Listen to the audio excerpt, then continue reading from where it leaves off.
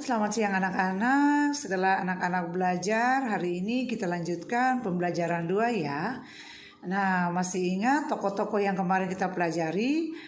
Nah, hari ini kita lanjutkan pembelajaran 2, halaman 45 ya. Jam matahari, pernah anak-anak melihat jam matahari? Nah, kalau belum, silakan anak-anak amati gambar halaman 45. Jam matahari adalah sebuah perangkat sederhana yang menunjukkan waktu berdasarkan pergerakan matahari. Rancangan jam matahari yang paling umum memanfaatkan bayangan yang menimpa permukaan datar yang ditandai dengan penunjuk waktu dalam suatu hari. Perhatikan bentuk jam matahari pada gambar di samping.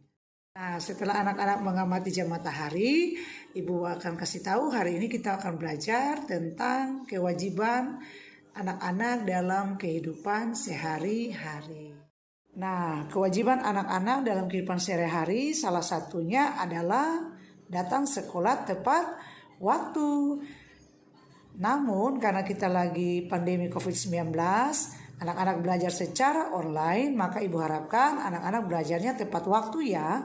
Dan jangan lupa mengumpulkan tugas pun tepat waktu. Apakah anak-anak ingat apa itu kewajiban? Nah, silakan digarisbawahi. Kewajiban adalah segala sesuatu yang harus kita kerjakan. Sebelum memperoleh hak, kita sebaiknya melaksanakan kewajiban dengan baik. Kewajiban dan hak harus dilaksanakan secara seimbang. Nah, apa saja kewajiban yang sudah kamu lakukan? Silakan anak-anak isi dalam tabel halaman 46, kewajiban di lingkungan sekolah, kewajiban di lingkungan rumah, dan juga kewajiban di lingkungan masyarakat. Setelah kita belajar tentang kewajiban anak-anak, kita akan lanjutkan belajar menentukan ciri-ciri teks eksplanasi dan membuat rangkaian listrik paralel. Nah, anak-anak pasti di rumah semua memiliki alat elektronik yang namanya setrika ya. Nah, mari kita lihat setrika. Ini berdasarkan catatan sejarah digunakan oleh bangsa Tiongkok sekitar abad ke-1 sebelum Masehi. Bagaimana bentuk setrika zaman tersebut? Setrika tersebut berupa wajan besi dengan pegangan yang dapat diisi dengan bara api. Pegangannya dari kayu ya. Ini dia gambar setrika kuno yang dapat diisi dengan bara api untuk menghasilkan panas. Sekarang anak-anak mari menentukan ciri-ciri teks eksplanasi dengan membaca teks perkembangan setrika. Anak-anak silakan menentukan ciri-ciri teks eksplanasi pada bacaan perkembangan setrika.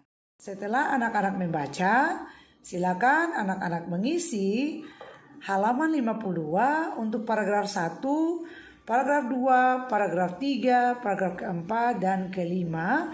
Apakah paragraf pertama itu termasuk pernyataan umum, deretan penjelas, atau kesimpulan? Silakan anak-anak isi sebagai tugas untuk hari ini ya. Dan belajar terakhir membuat rangkaian paralel. Masih ingat anak-anak?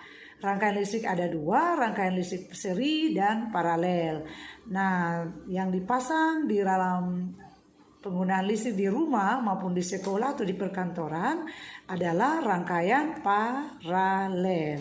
Ya, silakan anak-anak amati bagaimana cara membuat rangkaian paralel. Selamat mencoba di rumah, selamat belajar, dan Tuhan Yesus memberkati.